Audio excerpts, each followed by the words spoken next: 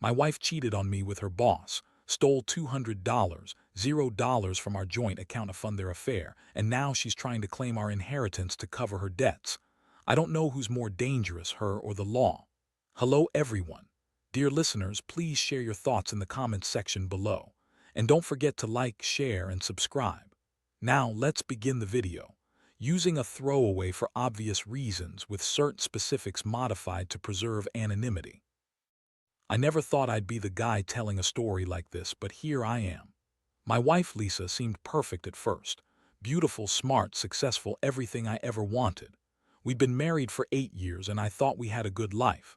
But everything changed in a matter of weeks, and the truth hit me like a ton of bricks when I stumbled onto something I wish I never saw. It started with small things.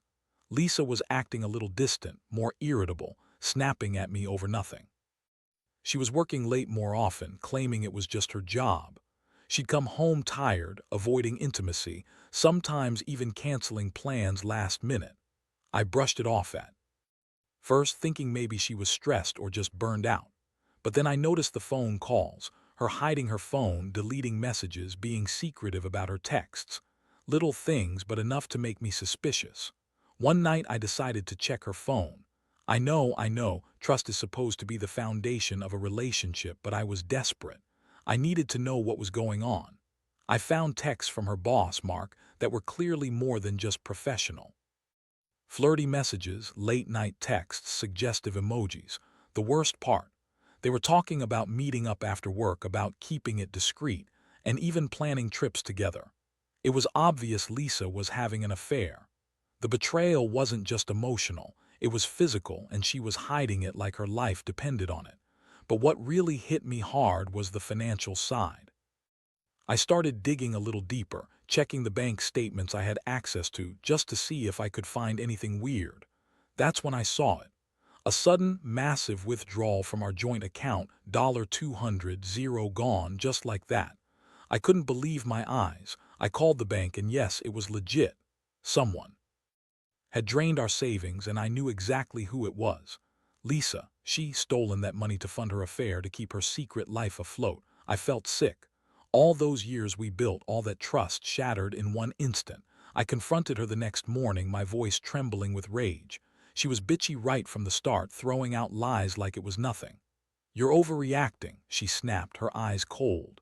"You don't know what you're talking about. That money, it's for the house, for the future. You're just paranoid." But I had proof. I showed her the bank statements, the texts, everything. She looked me right in the eye and lied, said the money was a gift from her boss, Mark, for a business deal she'd been helping him with. She insisted she never cheated, that she was innocent of any financial wrongdoing. But I knew better. I could see it in her eyes. She was lying, and she was panicked. Her face turned red, and she started throwing accusations back at me, saying I was jealous, insecure, that I didn't trust her.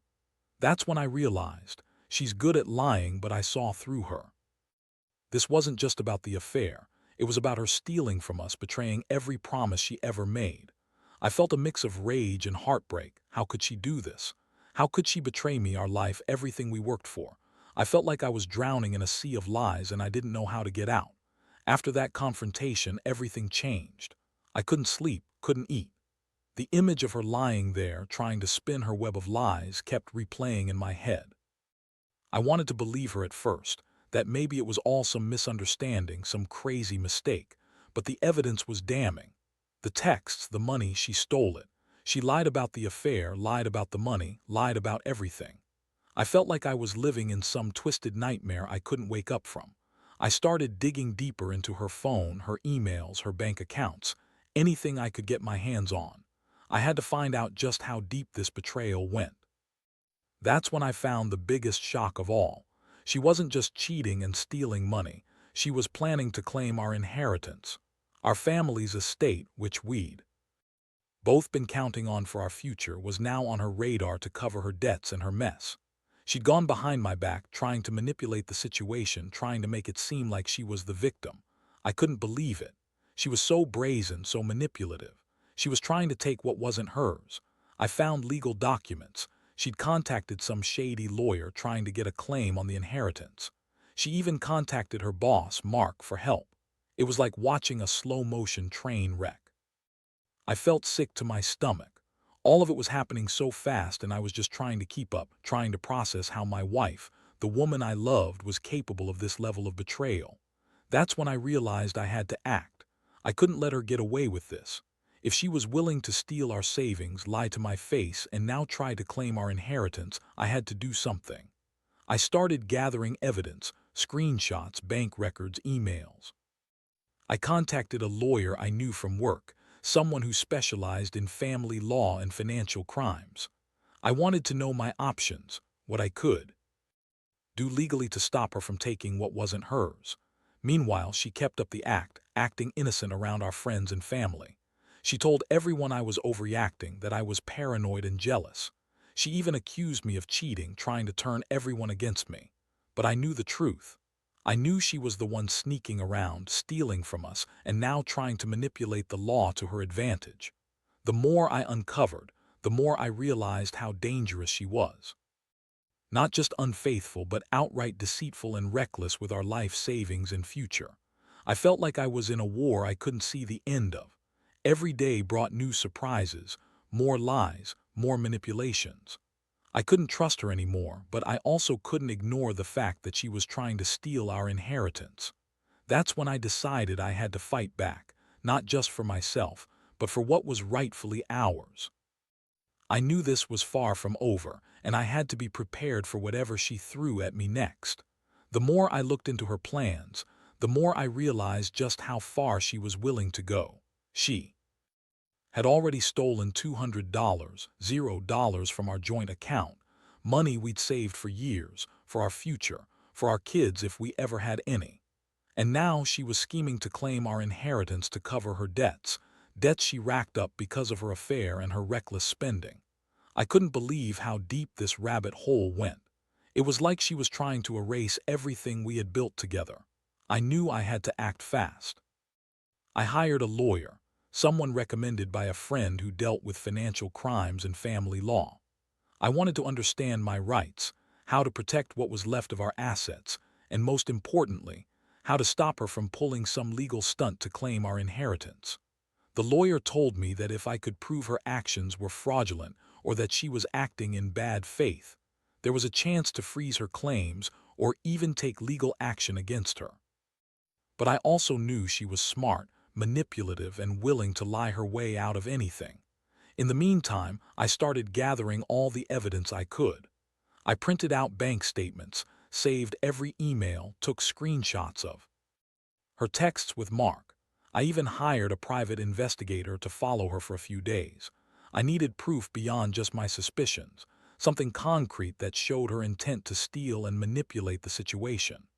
The more I uncovered, the more I saw how calculated she was.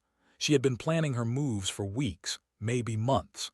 Every step she took was designed to cover her tracks, to make herself look innocent while she was busy scheming behind my back. Meanwhile, she kept up her act around friends and family. She would cry, say she was the victim, that I was paranoid and jealous, that I didn't trust her.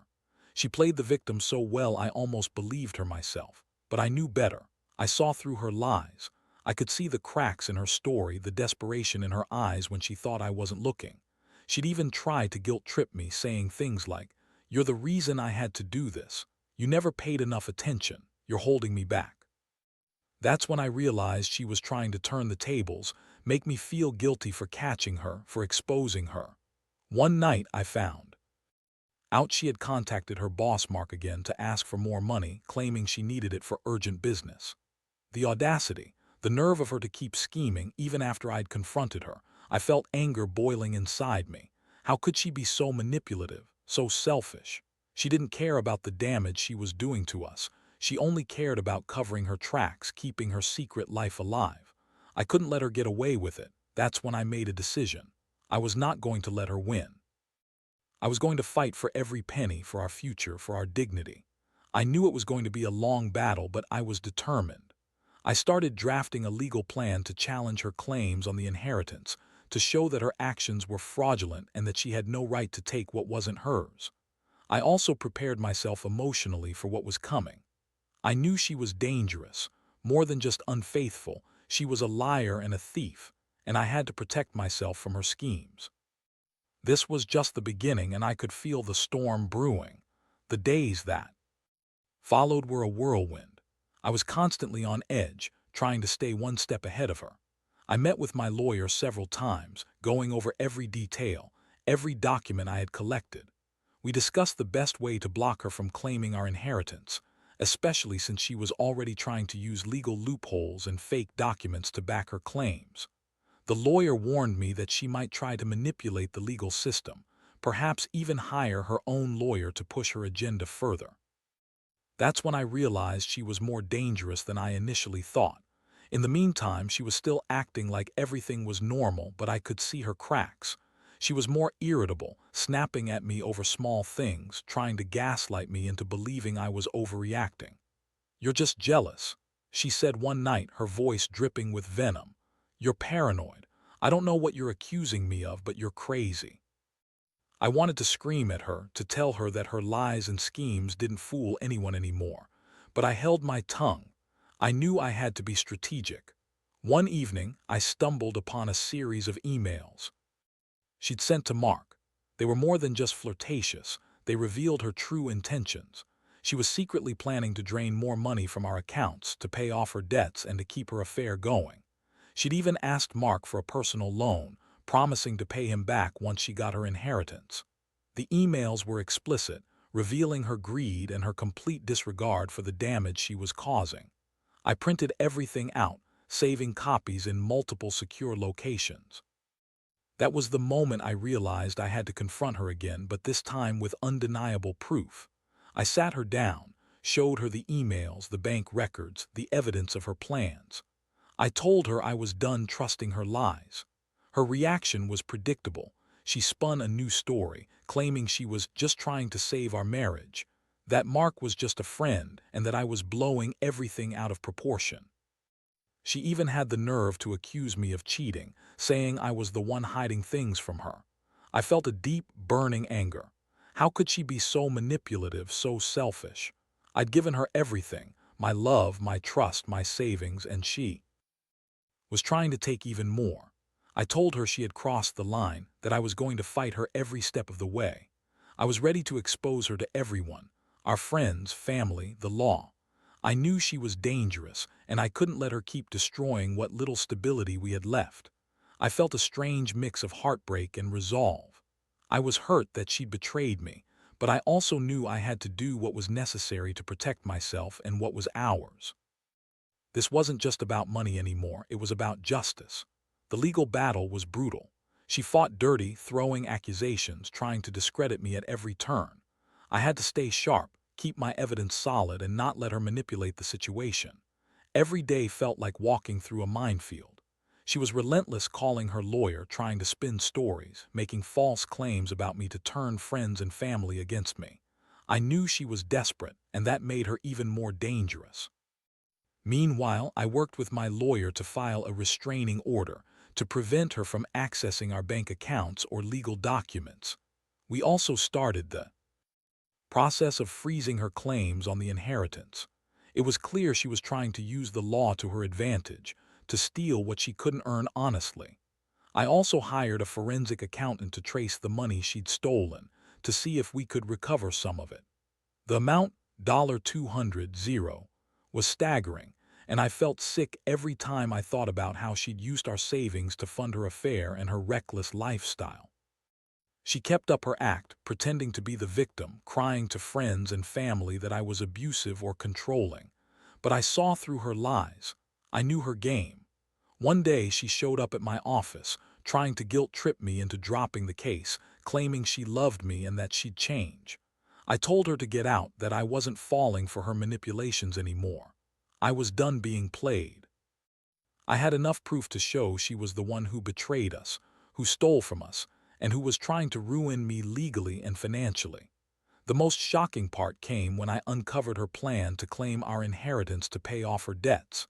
She'd even hired a lawyer to file papers claiming she was entitled to a portion of the estate, arguing that she was cohabiting with me, despite the fact that she'd been living a double life.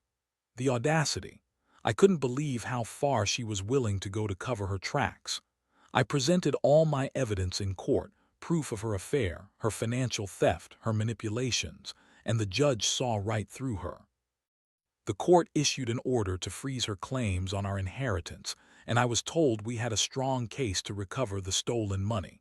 The emotional toll was enormous. I felt betrayed, angry, and exhausted.